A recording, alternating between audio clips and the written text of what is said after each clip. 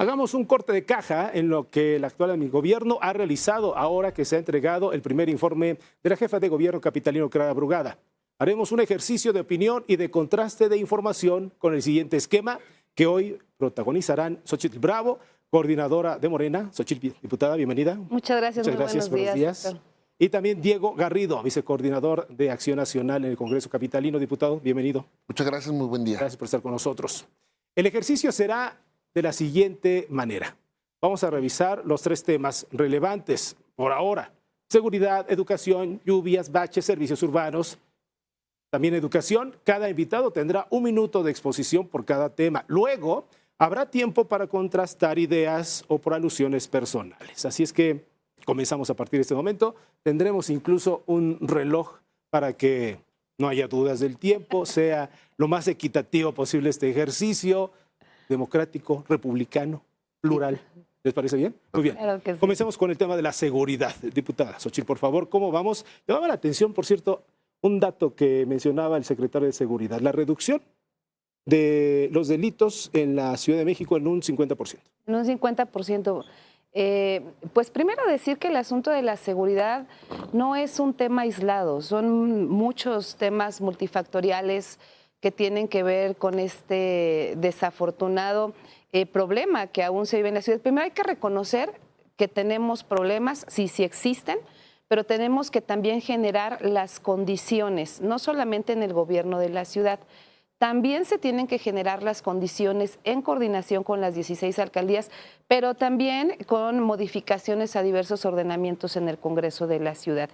Y esta reducción tiene que ver con una serie de acciones, de actividades que desde el gobierno capitalino pues se han estado implementando. Es decir, 3.500 patrullas más que están hoy en las 16 alcaldías. Policía de proximidad quiere decir que los policías ya nada más tienen que estar en las patrullas, tienen que caminar, tienen que platicar con la gente, con los locatarios, con las vecinos de unidades habitacionales, pueblos, barrios, para entender qué es lo que está pasando. Tiene que ver también con una Se acabó serie el minuto, ¿eh? de acciones.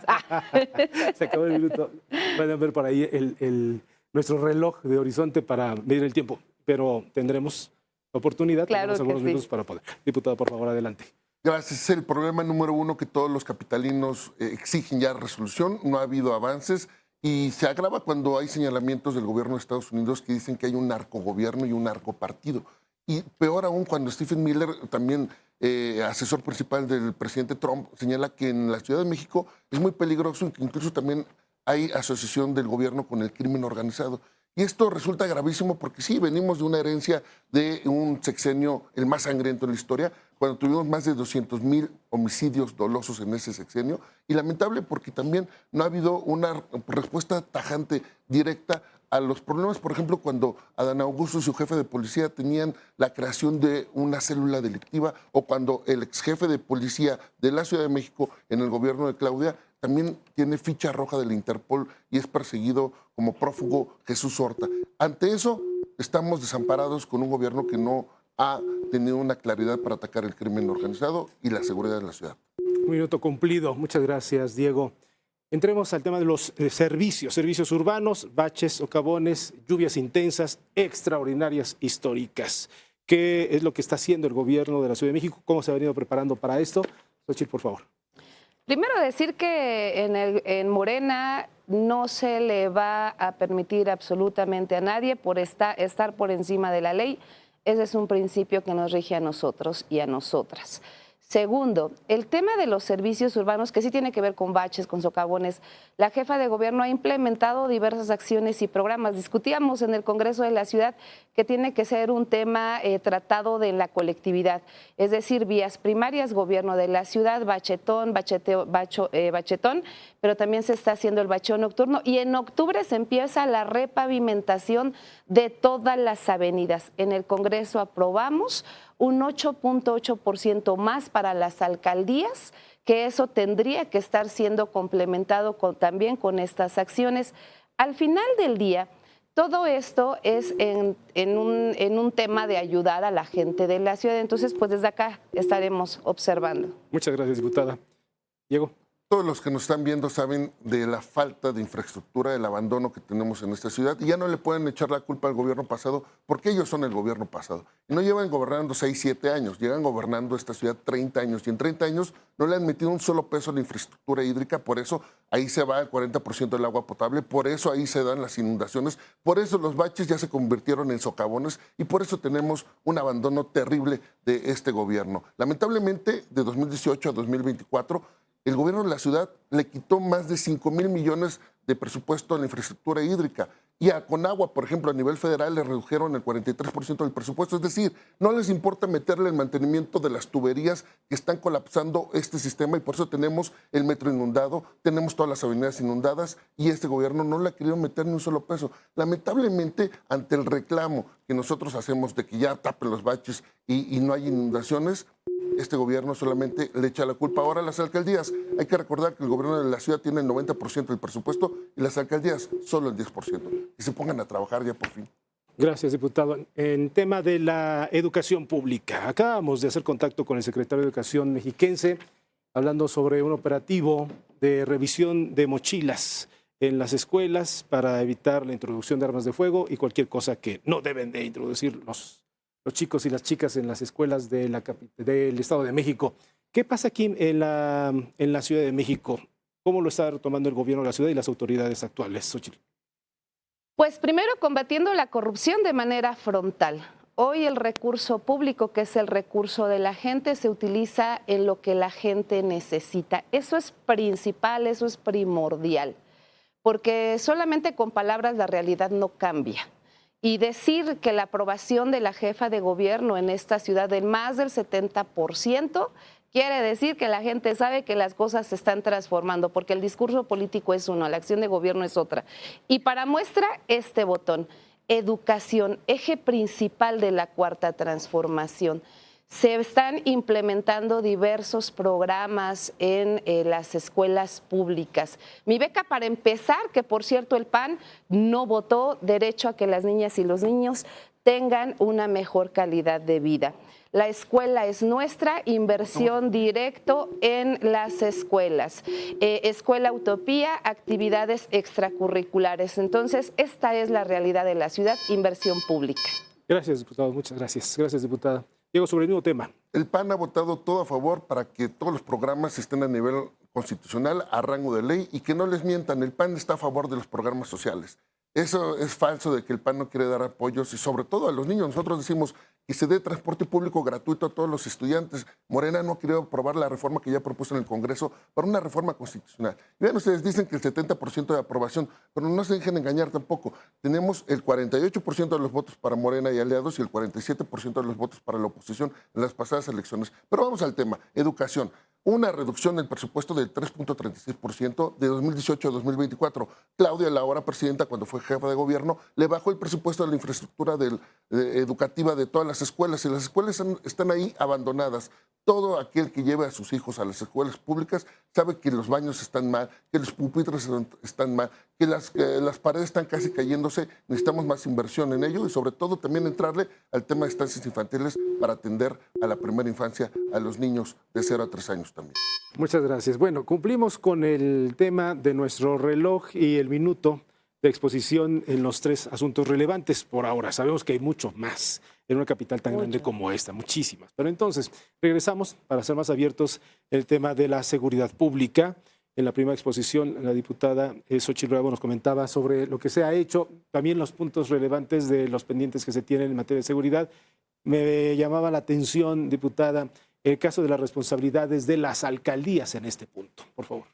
Pues es que fíjate que este tema es un poco controversial, porque de repente la oposición piensa que son autónomos en las alcaldías en el tema de seguridad, cuando la verdad es que yo quiero reconocer a la jefa de gobierno, a la presidenta coadyuvando con sus gobernadores en los estados, aquí en la ciudad, a la jefa de gobierno con las alcaldías, porque para nosotras y para nosotros no es un asunto de partidos políticos, tiene que ver con responder a las necesidades de la ciudadanía.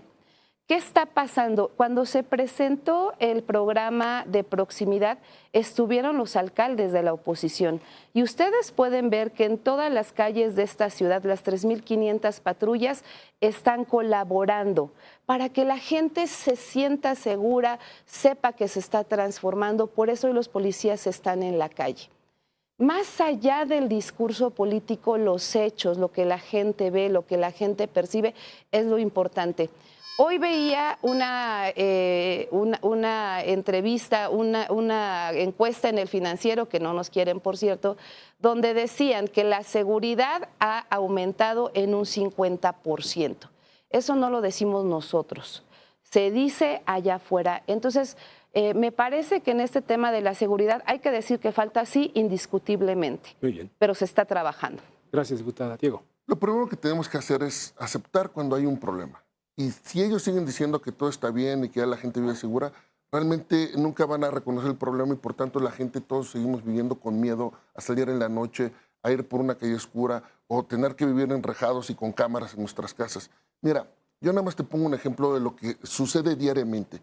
Hoy, el día de hoy, van a cometerse 64 homicidios dolosos, 6 desapariciones porque se cometen 6 diarias. 16 despojos diarios. ¿Tan solo en un día aquí en la capital? Tan solo en un día, diariamente se comete esto. 3 mujeres violadas al día, 16 robos de vehículos. Cada 15 minutos se comete un robo violento y cada día se cometen 8 robos a casa habitación. Qué bueno que están bajando, ojalá baje y sea 0. Pero realmente estamos en una estadística que está sobrepasado el gobierno. Tenemos módulos de vigilancia en las colonias, en los barrios cerrados, cámaras de vigilancia que no funcionan y déficit de patrullas. El alcalde Gustavo Madero nos decía que le dejaron el gobierno con 30 patrullas para 230 colonias. Evidentemente no va a tener cobertura. Ibas a comentarlo. Sí, y muy lamentable porque ante la falta de cobertura, evidentemente lo que se necesita es inyección presupuestal. Necesitamos que todo el mundo le pongamos atención a eso y meterle más recursos al tema de seguridad. Déjame preguntarles algo, porque nos da la impresión que en el tema de seguridad, como pasa en la capital del país y en otros estados, los estados me pareciera que lo están dejando casi todo a las responsabilidades del gobierno federal, al Ejército, Guardia Nacional, Marina. Claro. Tenemos varios ejemplos, pero me parece que poco estamos haciendo el zoom y el enfoque a las responsabilidades de las alcaldías. ¿Pueden ellos comprar sus patrullas? Sí, claro. ¿Tienen presupuesto para ellos? ¿Pueden ellos contratar personal policíaco? También. Lo pueden hacer. Claro. ¿Uniformes? También. Correcto. ¿Cuál es la alcaldía que es el ejemplo a seguir en cuanto a la disposición de recursos públicos para estos elementos en materia de seguridad? Pues en este momento, algo que nosotros discutíamos hace unos días en el Congreso, es la gente tiene que conocer cómo funciona el presupuesto de la ciudad, el que aprobamos en el Congreso. Nosotras y nosotros aprobamos un monto específico por cada alcaldía, ¿no? Y ellos, a su vez, ya con ese presupuesto en las alcaldías, destinan el uso del recurso público. Ellos definen en qué se utiliza, sí, cómo se gasta, ya sea en policía, en programas sociales. Decíamos también en este tema de los baches, de los socavones, pues que destinen del presupuesto público recursos suficientes para que coadyuven con el gobierno de la ciudad, igual que en el tema de seguridad.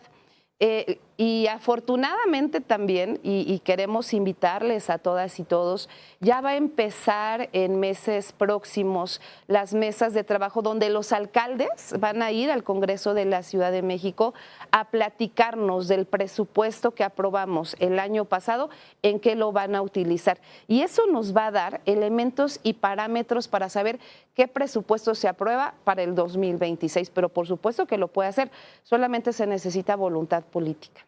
La responsabilidad primigenia en materia de seguridad, según la Constitución, la ley, la tiene el gobierno de la ciudad.